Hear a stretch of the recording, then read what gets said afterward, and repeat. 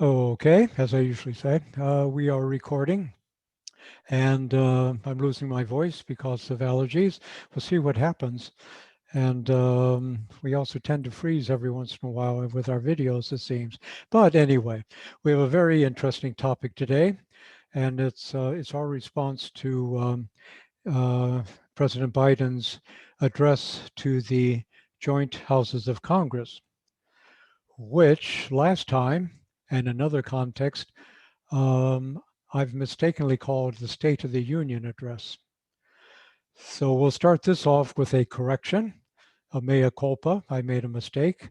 I thought it was a bit strange because the State of the Union is usually what it is given at the beginning of a congressional session.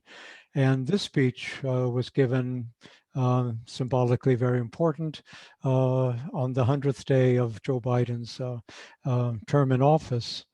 Um, so I just thought I'd say something, the difference between the State of the Union address, because we will be getting that from Joe Biden as well in January next year, um, and what this speech was, and similarities and differences.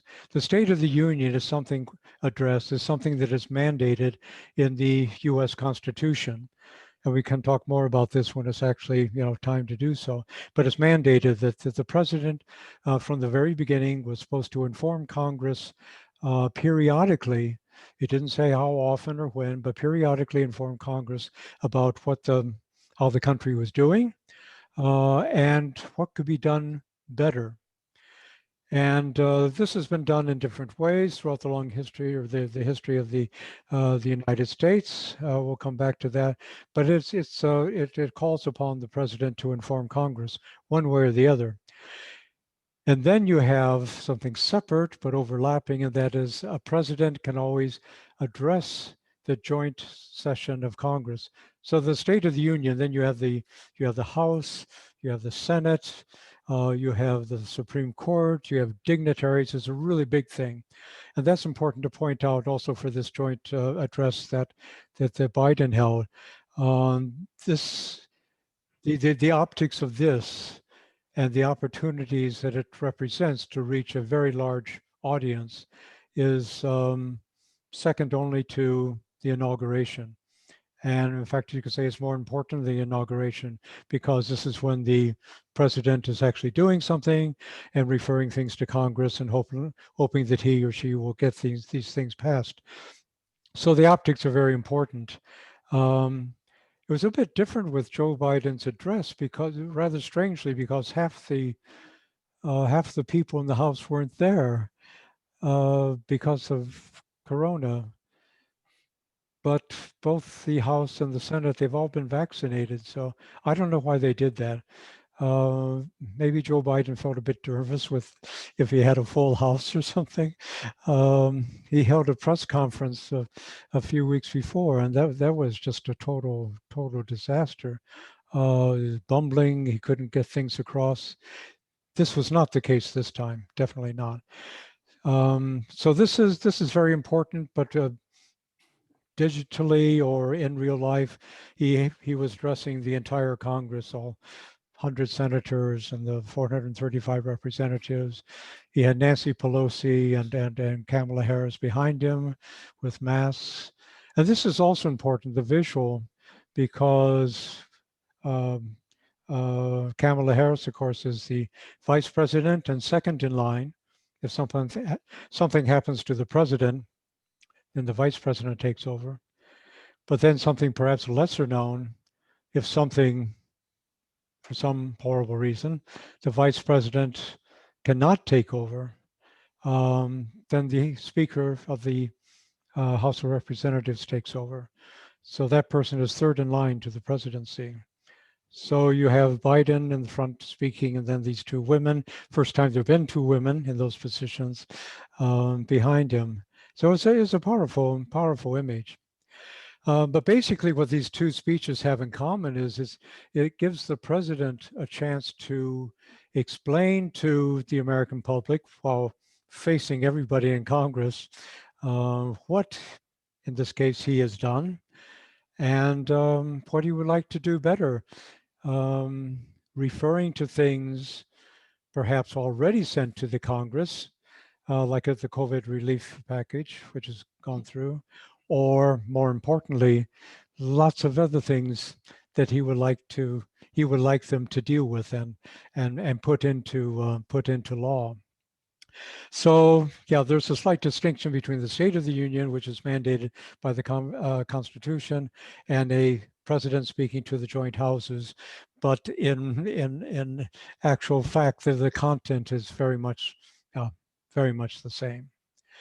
So taking that into account, Anders, you've watched the entire Biden speech to the joint houses. Another thing which is typical of these two addresses that you mentioned before, said there was a lot of applause and people stand up and applause and you get on with it. It's an hour speech. It could have been shorter, but this is also typical, and it's much more dramatic in the state when you have the entire House. You have more than 500 people sort of crammed in there, and of course the Democrats will stand up for the Democratic president, and the Republicans will do the same. But there's a lot. It takes up a lot of time.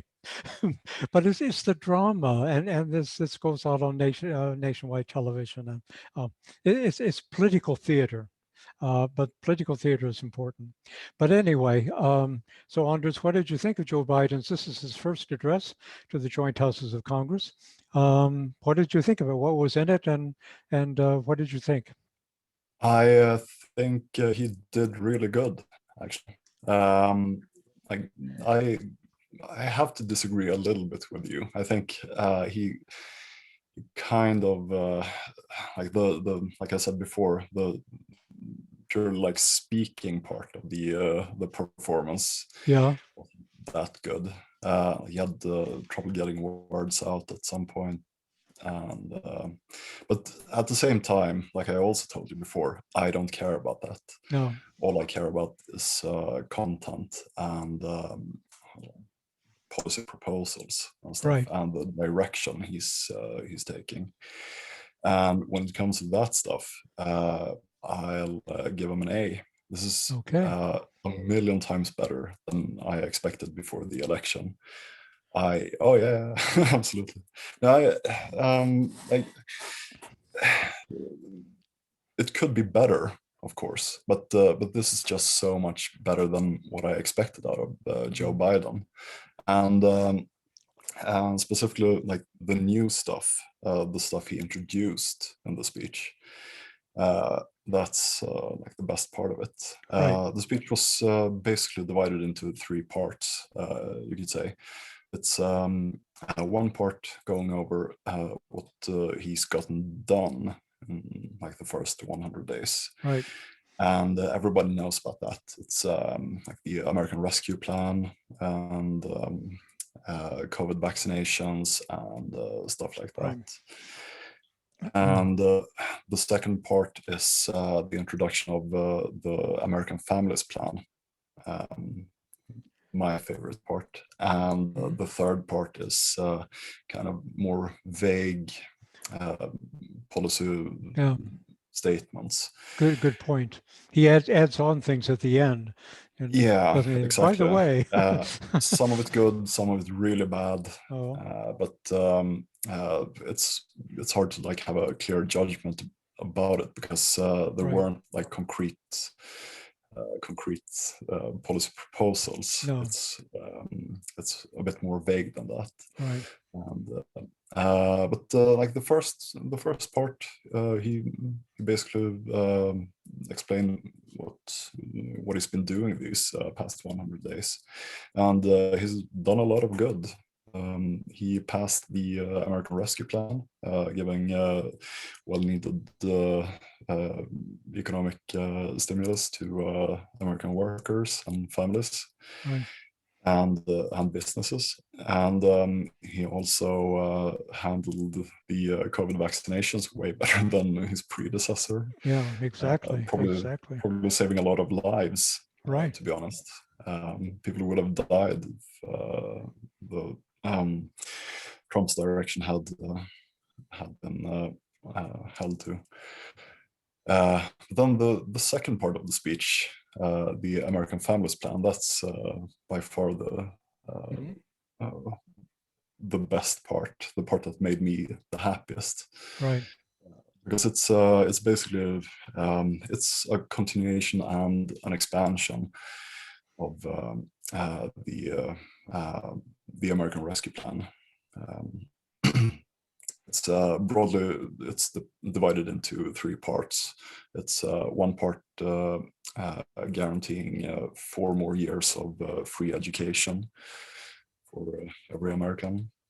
And the specific parts are fairly well targeted towards groups of people who lag behind.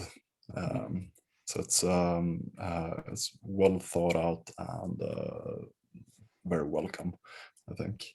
Then the second part is more economic support for families. And that part is also mainly targeted towards women, and especially women who have children, economic benefits and free childcare and stuff like that to enable women to stay in the workforce, not be like trapped in the house with the children. And then the third part is extending tax cuts for families both with and without children, and that's mostly made up making permanent tax cuts he's delivered earlier, like the tax cuts from the American Rescue Plan. That's also a good idea. Like we said when we went over the rescue plan, those tax cuts were. I'm generally not like a huge supporter of tax cuts. Out of hand, but those are directed at people who actually need them instead of billionaires. So, good idea. Yes, go ahead. Do you want me to go into detail about the proposal, or should we save that and move on to the third part of the speech, the more problematic part? Yeah, maybe we could get back to that because, as you say, the second part when he explains this new American family plan, this is a real substance of the talk. We covered the COVID relief in an earlier video, and again he's saying this is what I've done for the country, now I want to do more. Yeah, the third part is more problematic, but we can mention it. It's definitely interesting, the things he itemizes there.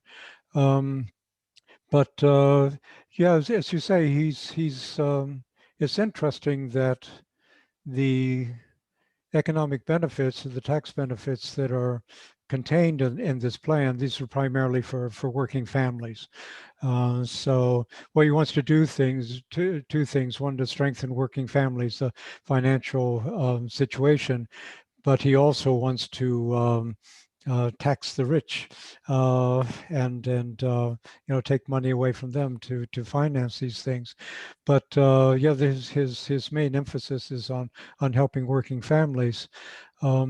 And we can also talk about the Republican response, mainly because they had some strange things there, which is also interesting because, as several commentators have pointed out, it's like really difficult for Republicans to attack Biden on this because, hey, who doesn't want to have childcare and research and development and cure cancer and all the rest of it? So they have to come up with some rather strange criticisms. Yeah, But, absolutely. yeah. And I mean, it's even like the financing of this American Families Plan. The whole package is going to cost $1.8 trillion. Yes, and it's going to be financed by raising taxes on people making more than $400,000 a year, yeah. and also raising the capital gains tax and ending tax loopholes for profitable major corporations and stuff like that. And like the normal Republican response would be, oh, typical liberal tax and spend craziness. But the thing is, like, a large part of this plan actually consists of tax cuts.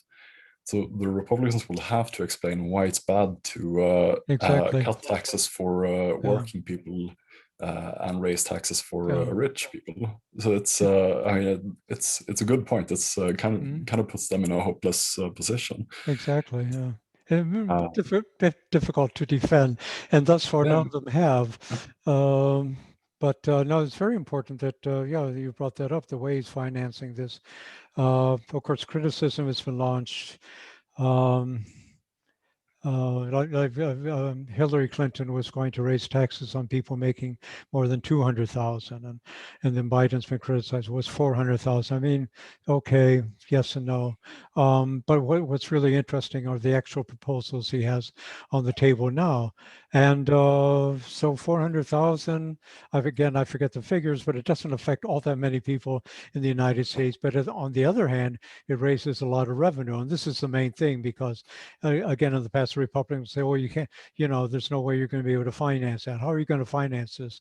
And Biden says, well, this is how we're going to finance it. So that together with capital gains, which you come back to where corporations don't pay taxes anyway. Sorry, on not on capital gains, but on corporate tax. But capital gains, you increase that. These for billionaires. I mean, again, and the argument, and Bernie Sanders was always good at pointing this out, and Elizabeth Warren. I mean, look at the numbers of people we're actually affecting. These are a few individuals, and this is how much it's going to affect their personal wealth. Like nothing.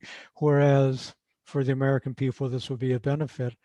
And then to close tax loopholes, because in America, I'm sure it's true in every country, but in America, especially because of the influence that private companies have on the American political system through donations and everything else. I mean, the tax system, the loopholes for them, and that's not even talking about the subsidies they get that we mentioned last time, like fossil fuels and so. But the loopholes are enormous, and how you close them, that's another issue. But I mean, the fact that Biden, he's again Elizabeth Warren, has been arguing for this for years, is to close these loopholes. And I saw an estimate how much money, I forget who it was on The Intercept, I think. He calculated how much money revenue they would raise in 1 year. And it wasn't millions, it was like billions. It was just, I mean, just that alone would finance everything. So that, and again, this popular, people are in favor of this. That's the thing, and we've talked about it before. What's really interesting is that all these things are really popular with the American people, but they're not Yes. popular with the Republican Party, No. which brings up this interesting dynamic. The people are for, but the Republicans who say they represent them are against it.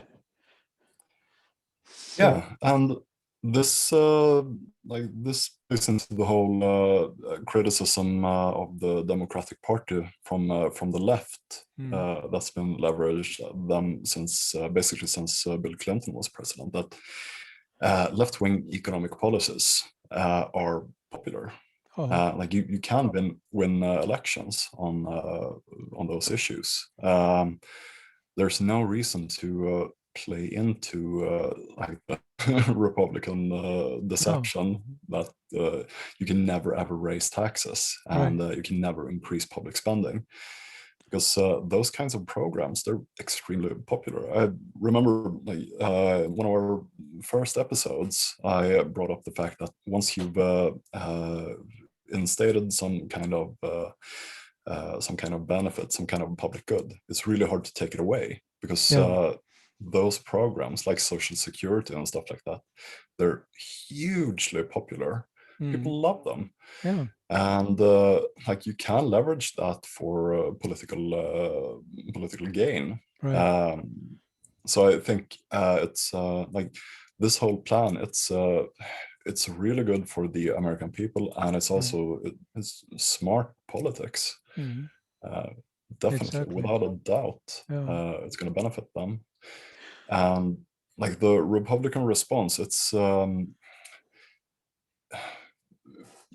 fairly easy to see through. Like when tax cuts for the rich uh, is is put against like tax cuts for working families and public programs, it's kind of easy to just like see that the Republicans are just like defending their criticism is basically like Adam Smith's vile maxim. Mm. It's everything for us and nothing for anyone else. Oh, That's their like political project, and oh, it's really obvious. Like yeah, the response to the speech, it's all they have basically. yeah, yeah. It's Mitch just McConnell make still it green. uses that, but um, yeah, I think we're in a very interesting point in history. I mean, obviously, the pandemic has been a contributing factor in this, that we're living in such a unusual situation. Again, comparable to the 1930s and how that generated the whole New Deal program, really. Um, but what you're talking about, I mean, it's important to emphasize what a dramatic shift this is for the Republican Party, because going back to Clinton, starting with him, it was like, middle of the road. We're going to try to be like Republicans and always giving in to them and so forth. No, we can't have any radical policies. And that has been the mainstay of the Democratic Party, the establishment. And this is also why somebody like Bernie Sanders, you had somebody to challenge this, and the response that he got. But now we're studying, it's not Bernie Sanders who's president, but it's Joe Biden, who is a moderate, somebody who wanted to cut Social Security because it cost too much. We had that whole debate. Um, but we don't have a radical. We have Joe Biden, who's putting forward these in themselves radical or progressive policies. And the difference now is that, as you say, the American people are firmly behind this. Before the Republicans could say, no, the American people, at least our people, they're against this. And then the Democrats never dared to challenge it. But now it's out in the open, and say every policy is enormously popular, and other things like universal health care, which he doesn't want to touch, or getting rid of student debt and things like that. But I mean, all the things that he puts into this package, and it is basically it's a New Deal um, democratic program for reform. Yeah. So yeah, And interestingly, he brought up some stuff that's like tangentially related to like universal healthcare, for example. In the speech, yeah, in the vaguer part of the speech, he brought up drug prices oh yeah, mm, uh, and was fairly like forceful about the need to negotiate for affordable yeah, prescription drugs so that people can actually like afford to afford take the them, yeah, medicine the doctor prescribes them. yeah, And like it's a small step towards better access to healthcare, but it's something at least. yeah, It's not like sweeping the discussion under the rug, no, and that's I mean could be better, but at the same time it's more than I expected out of Joe Biden, and also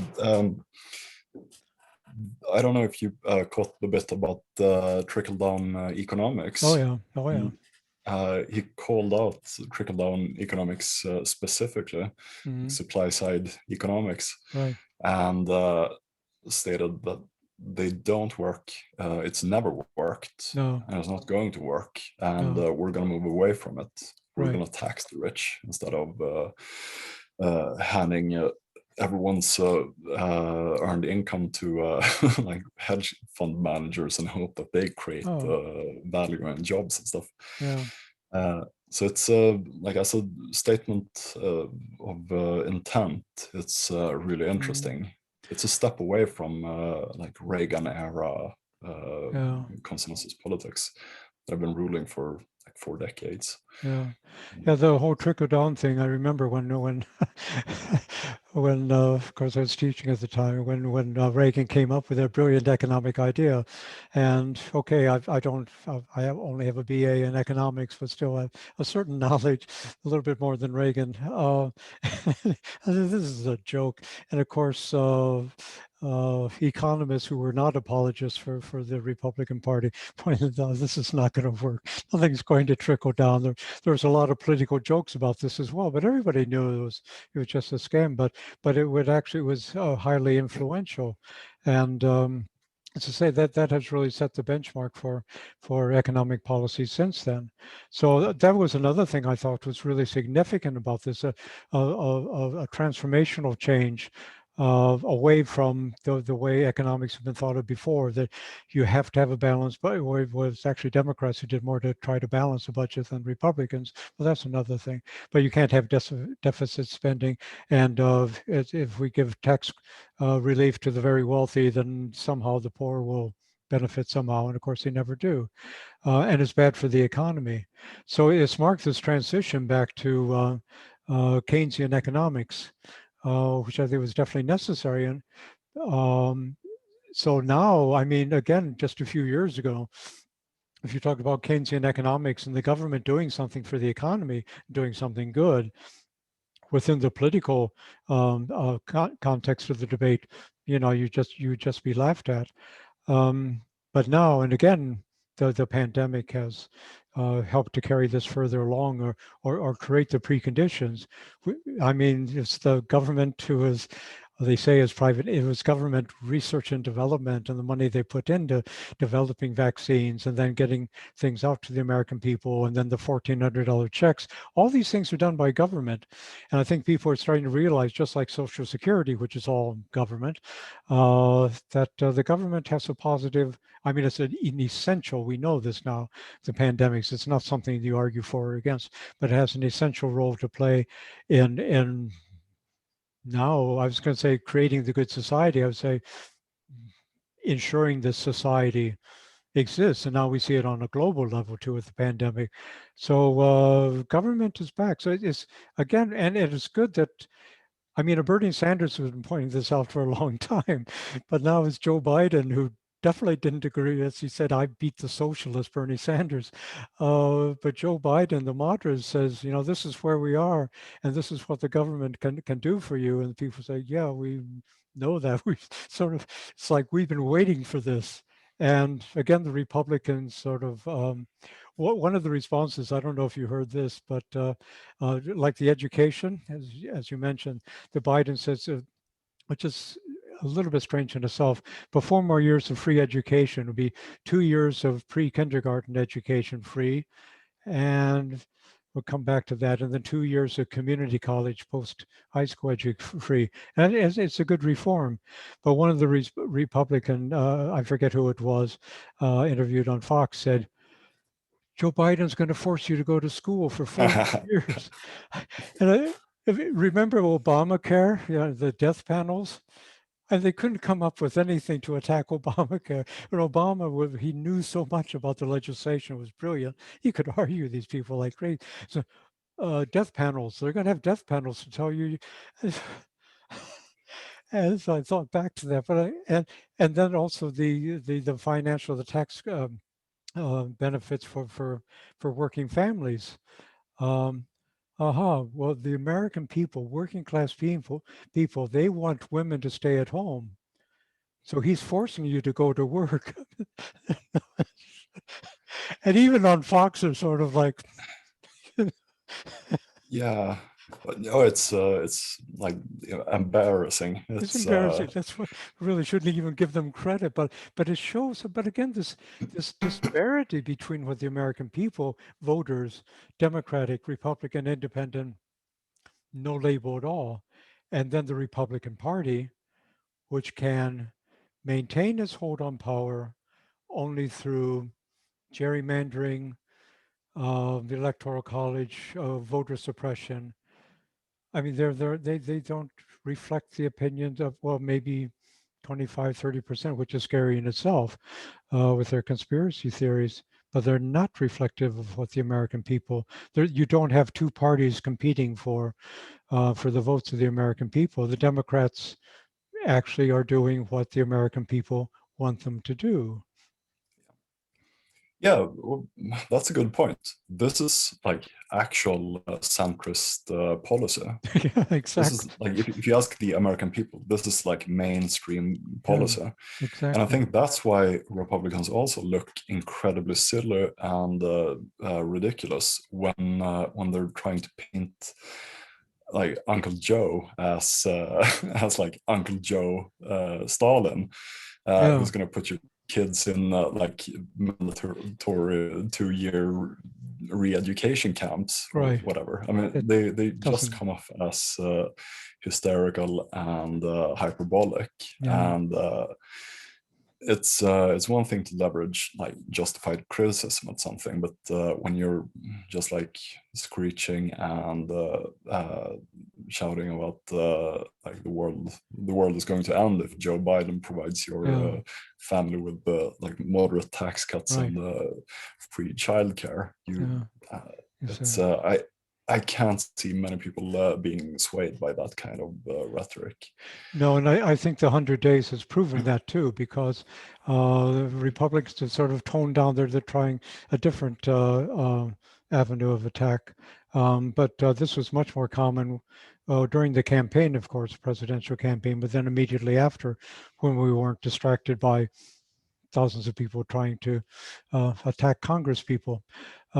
But it was that Biden was a socialist, he was a communist, and he was, and all the rest of it. Of course, people more on sensible or on the left said, no, he's not that. But they've fallen away from that because, no, they talked about Clinton as being the Teflon kid, things that just roll off him. Biden's that way too. What? Because they hit him with all this. He's Stalin. He's a socialist. I mean, somebody else might have gotten angry, but he's sort of like, and it doesn't stick. Instead, he comes Yeah. up with these policies, which in many ways are the fulfillment of progressive policies, even if some progressives would like him to go further.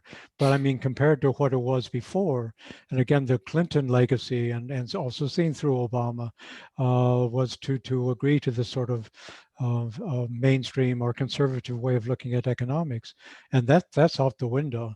That's not Yeah. coming back again. And then we'll see what happens in Congress and in the midterms. But the focus of the debate is, or the framework for the debate has changed dramatically, and within 100 days, and that's quite noteworthy. I don't think anybody really saw that coming. Yeah, absolutely. And do you want me to go through like specifically a few of the things that are in the American Families Plan? Yeah, do Because that because speaking I of have some the criticism there, not of you, but okay, of the. I know they're a bit limited in a way, but yeah, they're very important, discrete yeah, items. Yeah, go ahead. and speaking of the midterms, these are the things that Republicans are gonna have to defend denying to the American public Uh, if they want to win the midterm elections. right. This is, like I said to you before we started recording, this is the reason why I'm, for the first time, starting to have like a vague sense of hope about the midterms, because this stuff is popular. It's popular and it's good. Oh, So oh, we it's have good. 4 years of free education, and that's universal preschool for 3 and 4 year olds, which is like I hinted at before. It's going to enable parents to return to the workforce and increase their income, which is also going to help American families economically, as well as the fact that children in preschool tend to do better later in school. So there's kind of a double benefit to that. Mm. 2 years of free community college, as well as increased Pell Grants, which is they're going to raise Pell Grants by $1,400, and that's basically like subsidies for students to help them afford going to college. And they're also going to make Pell Grants available to dreamers, Mhm. which is kind of a nice signal to send, I think. Yes. Yeah. The only criticism I have about this is it doesn't seem to include the trade school, which is kind of True. stupid. Yeah, it doesn't seem to anyway. Yeah. Good Yeah, point. Yeah, good no, point. Mhm. and they're going to spend quite a lot of money on increasing college retention to make sure people actually finish their educations. Mhm.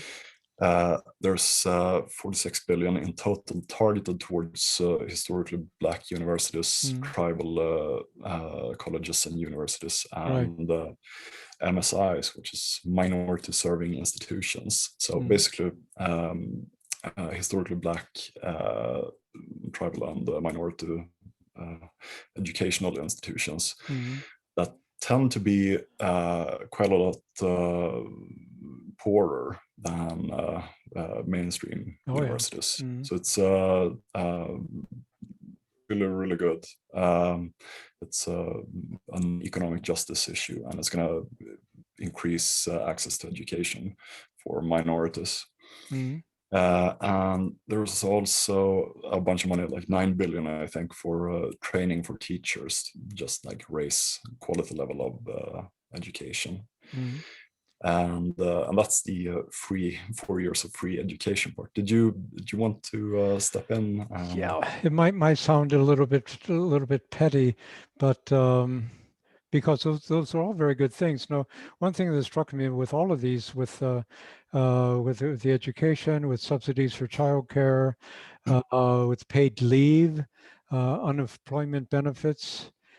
Um, the difference between the American way of doing things, and it was true in the 1960s with Medicare, not in the 30s, but in the 60s, which is also interesting. We have the 30s, we have the 60s, and we have today to make the American welfare state. And it's still uncertain what's going to happen today. I mean, that's, I should say few, but I mean important changes, but far, far, far in between.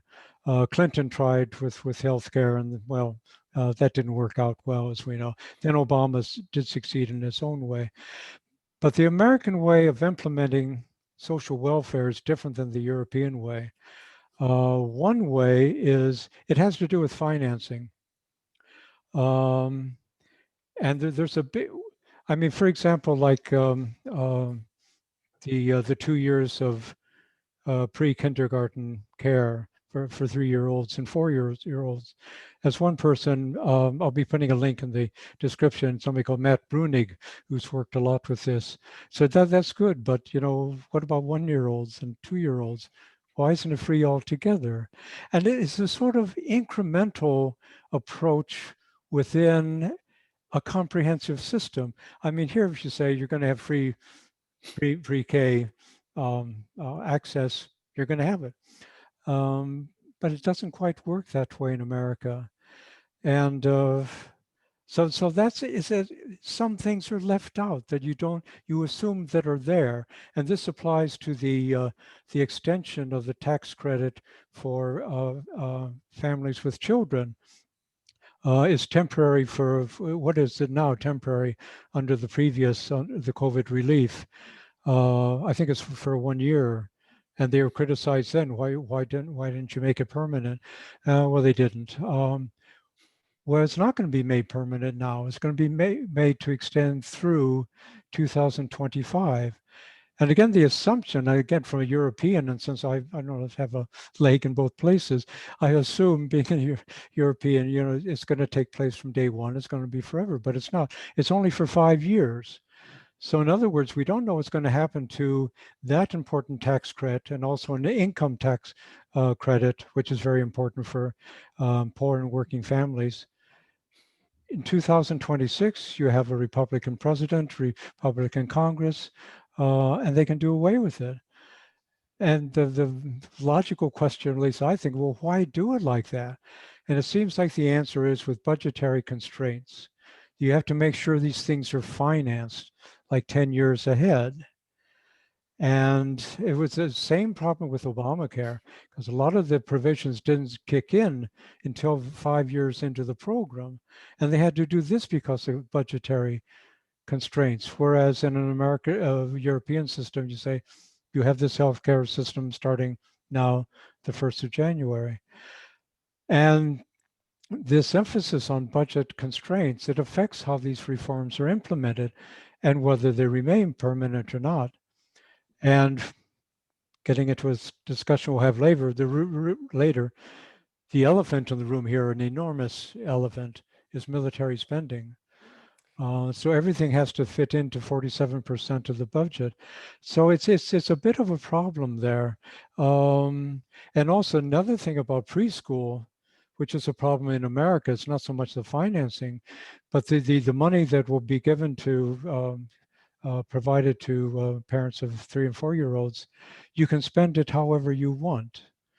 So it could be a grandmother, it could be a friend, it could be whatever, looking after your kid. And that's nice. Okay, you can go to work. But I know this is going back to the 60s and 70s, and also in the 80s and 90s, I visited daycare centers in Phoenix, and the enormous difference between a proper daycare center and somebody who leaves their kids with the grandma. There are all sorts of horrible things that were reported in the 80s, unqualified, and so somebody starting their own daycare center and it burning down. And I mean, this is on state and local law, but there's really no provision like we have here in Sweden. If you send your kid to daycare, quality wise is a good place. So this guy, Matt Bruning, who's come up with other alternatives, says, why not give money to local government to ensure that the schools start their own pre-K daycare systems. That again it's not the financing that is wrong. It's just that you don't really have a daycare system in America, and that really should be addressed. But I don't know, maybe it's just nitpicking. I mean, the ideas themselves are very good, but when it comes to the tax benefit that disappears in 2006, that is a real problem. I don't know, how do you respond to these things? You're a real European and real Swede. You were born I here. I agree 100%. I think it's an absolutely correct take. But like I feel like I've gone soft and like lost my good judgment or something, because No, not at all. I uh, I I'd love Matt Brunig's plan being put in place instead of Biden's. But at the same time, Yeah, I'm so happy to just have what Biden is offering. Like exactly. that alone, like incrementalism in the right direction is something I didn't actually expect Biden to deliver. No, So it's but at the same time, you're right. Like there are better ways to do things. And I think this Biden's proposal is it's a good first step. But yeah, I would also like exactly. to see this Yeah. pushed forward in the future. But then when it comes to the temporary stuff, I think it's going to be really hard to repeal a lot of this stuff, because like Hopefully. already at this stage, when it's at the stage of like policy proposal, hasn't even been voted on yet. It's No. already hugely popular. Yeah. I think once this is put in place, it's going to be practically impossible politically to repeal it. Mm. Not everything is going to be immune to repeal, but a lot of the stuff is going to be. So I think it's even though if you have like a Republican Congress and a Republican president and in a couple of years, I think most of it's fairly safe. But again, you never know. 2026 is an interesting, thought experiment. What sort of Republican might one have at that time? I Yeah. mean, what's going on in the Republican Party and all that sort of thing. No, but I think, yeah, in a way, and now that when I say it, that might be a bit of nitpicking, but I mean, you have different systems. You have the European way of doing things, and you have the American system, and the American system can be a bit frustrating, but this is the way it works. But you're definitely right. I mean, nobody expected us to be here with the proposals that Biden has now. So, and it's always, obviously there's going to be, ways of improving, and it's good there are people to point that out. But I agree completely. These are very good proposals, very sound proposals. So maybe we should shift to because you say, these haven't been made into law, and even the infrastructure bill that we talked about last time is probably going to be done through budget reconciliation, but we still don't know. It's in the House. So how do you assess what's going to happen with this American family plan? How is that going to get through Congress? The things you've been talking about, tax credits and unemployment insurance and paid leave and all that, because these things don't go through budget reconciliation. So what's going to happen? We have to get it passed through Congress. How do we do Well, that? it's gonna fail spectacularly. Oh, This is but you gonna were crash being and burn. optimistic. No. Yeah, but I think no, this is like the tax hike on corporations and rich people. Mm, The Republicans are gonna vote no as a block, and you're like in the yeah. same situation we've been in for 3 months now. You need Joe Manchin to vote for it, and that's not Um, gonna happen. So it's gonna pass the House, and then it's gonna die in the Senate. But I think it's gonna be useful in about a year when the midterm election okay. campaign starts ramping up, Mm, and in the long run, I mean, it's gonna be like with the Pro Act, mm, um, for example. It's gonna die once in the Senate, and then it's gonna come back from the grave and possibly pass the second time around. Uh, and maybe the next time Biden introduces it, it's even better. Who knows? Like good point. maybe he reads Matt Brunig's article, and Yeah, you'll have. that's the right Oh, idea. exactly. Yeah, So you pin your hopes on the midterms. So you hope that the Democrats will increase their majority in the House, or at least keep their slim majority, and maybe pick up a couple of seats in the Senate. yeah, and Mm. like I told you before we started recording, it's a very like slim, cautious hope. Oh, But that's basically the only hope I see for yeah, this specific package. Like if maybe if they come up with another way of financing this, they can like wrangle the straight Democrats into voting for it. mm. But it's gonna be really hard to pass this thing, I think. What do you think? Yeah. Well, first of all, I think that the infrastructure plans, the roads, airports, that maybe not all the human infrastructure things we talked about, but I think that'll go through budget reconciliation. I mean, Manchin will make a big deal about something, and then they'll give him something, and but I think that'll go through. But then these more comprehensive, more serious things, to say they have to get 60 votes in the House in order to pass, and that's completely unrealistic. It doesn't matter if Manchin votes for it, because you need 60 people to vote for it. But again, to complement what you were saying, I think Biden is playing a long game here.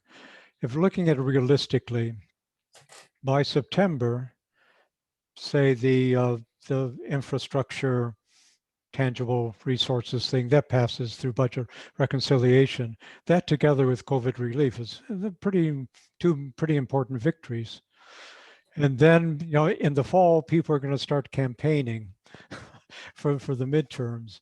And as you say, this is an excellent set of policies to go to the midterms on, definitely. Yeah.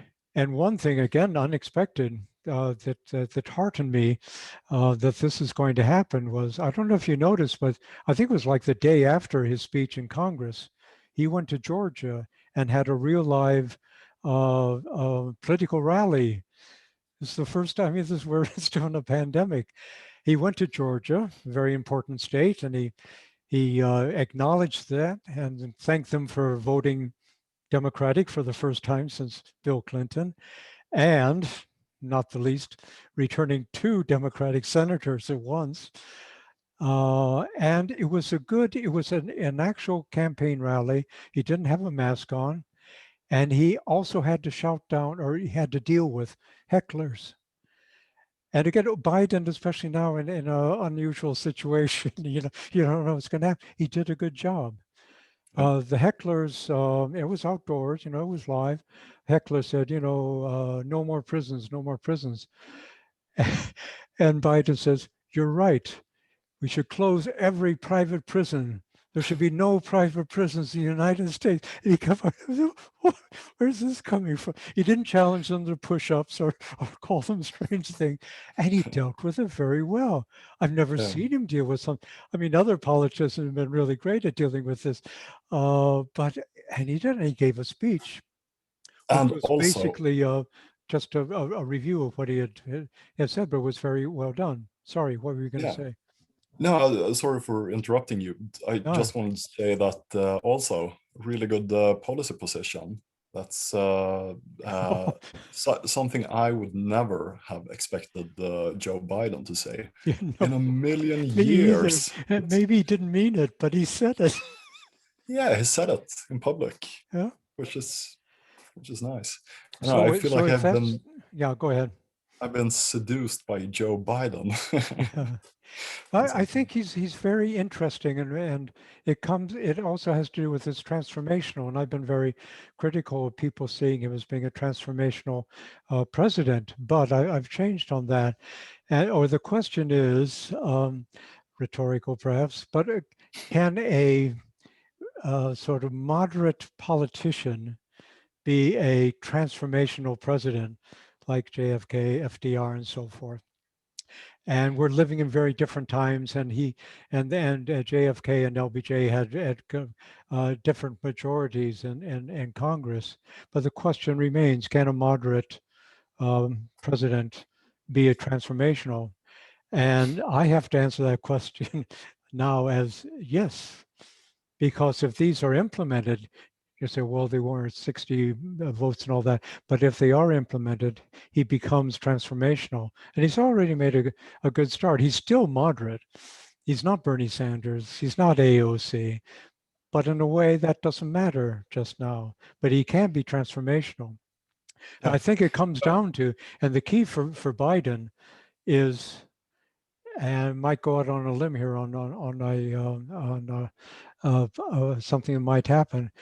If he wants to become truly transformational, he has to get rid of the filibuster. Yeah. What do you think? Can Biden, not now, not today, but in after the midterms, when they pick up a couple seats in the Senate, uh, not unlikely. Can he? Because the Democrats can. You change the working order of the session, and right from the very start, you can say we're not going to have a filibuster. And Democrats haven't since Clinton have refused to go along with that. But do you think that the Biden would? I Manchin wouldn't like it, but do you think he could actually do away with the filibuster? I think if they feel like they have the votes for a simple majority to change the rules, they might do it. Like a lot of senators that have been like really opposed to ending the filibuster have Yeah, yeah, started yeah, to open up for it. yeah, yeah. Uh, and like for example, Bernie was like really opposed to getting rid of the filibuster like a couple of years ago, but I think Yeah. he's come around. Mm. I think it's becoming more and more clear to people that if you want to get anything done at all, Exactly. ever, you're gonna have to get rid of it because a Democratic majority in the Senate will never be able to vote for anything because you need 60 votes, and you're not going to get 60 60 votes votes of 100. I because mean, of all the yeah. like, especially with all the like weird anti-voter initiatives, and there's like 130 or something around the country Oh, since the election, yeah. like different local laws to make it harder for people to vote. That combined with just like plain old Republican intransigence makes it impossible for Democrats to do anything. And at some point they're gonna realize this and get sick of it. Yeah. And the question is, are we at that point Yeah. True. when they realize that they're not going to be able to negotiate with the other side? And I think we might actually be nearing that point. So I'm hopeful. But at the same time, you probably need like 53 or You'd 54 need more. senators. Yeah. Yeah. Yeah, Exactly. because there's going to be like a couple or a handful that are going to vote against it. Yeah. Like for example, like you mentioned, Joe Manchin getting rid of the filibuster. Probably like he's made his brand now as basically a Republican in disguise. And at some point he might try to pull one of those I'm gonna go independent things. And Good point. Good point. and Yeah. Exactly. he's not gonna do anything that's gonna hurt his political brand long term, I think. No. Same thing with Kirsten Sinema.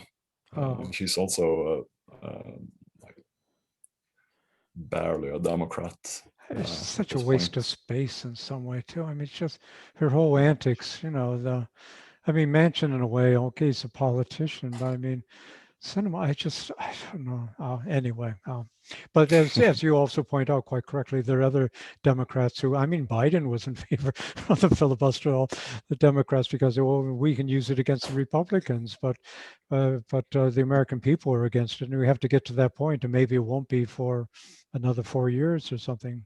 As being utopian, but you're right. There are other people than Manchin in the Democratic Party who would want to keep it. So Yeah.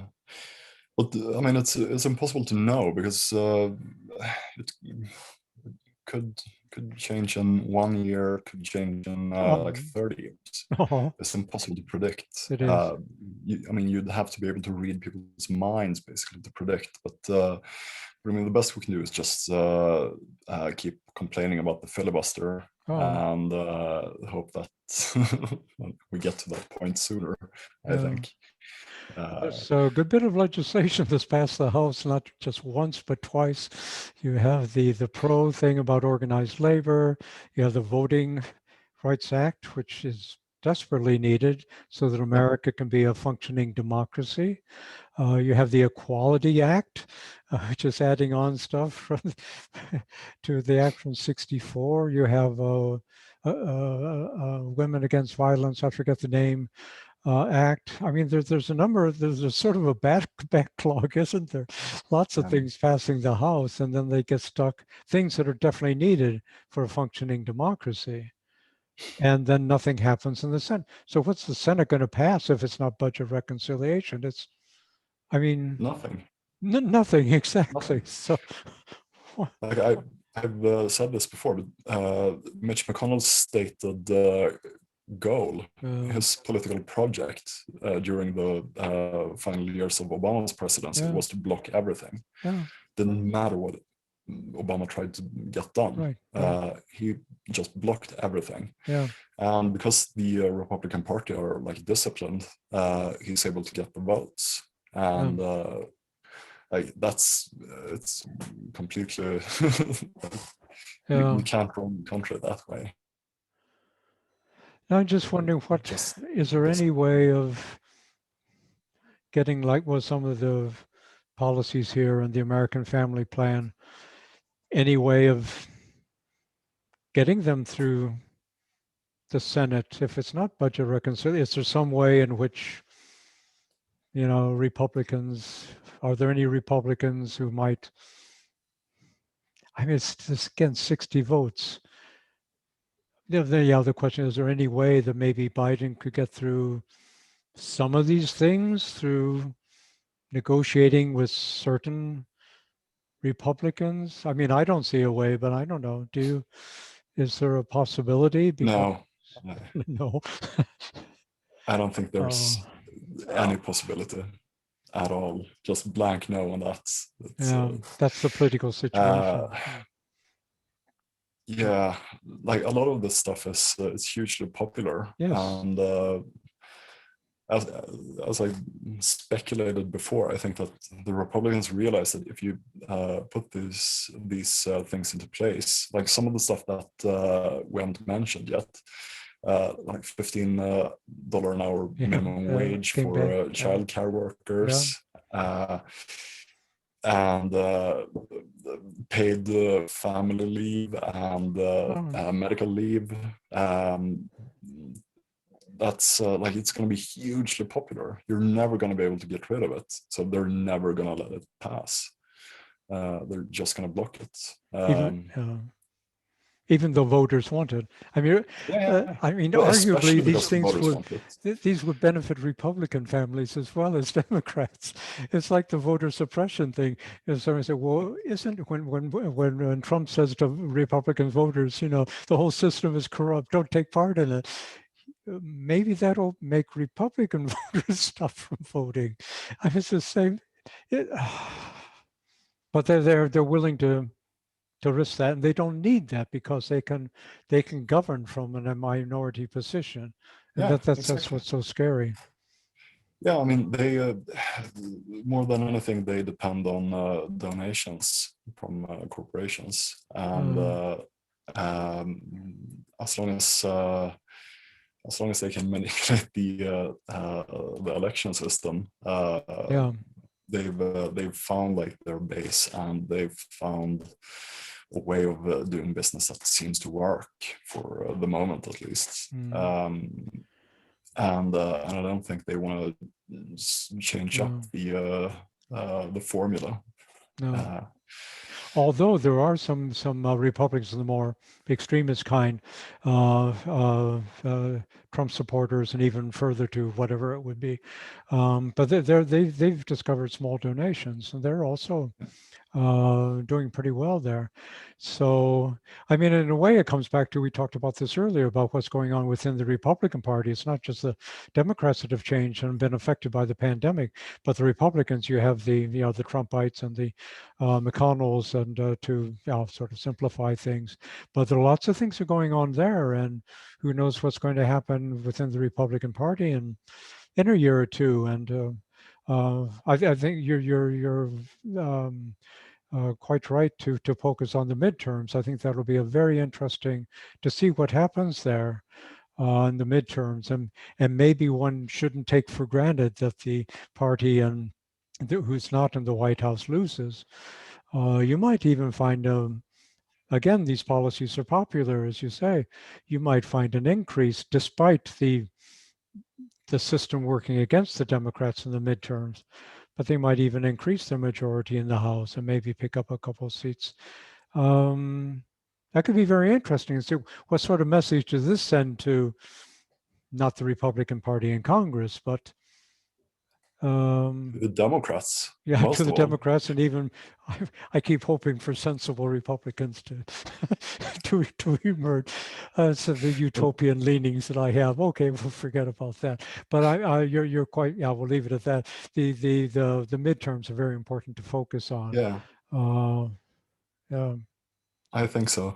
It's like the problem when it comes to Republicans is the only ones that are open to public spending and helping like working people are like the extreme far right Uh, Republican Party, and like the people are basically Nazis.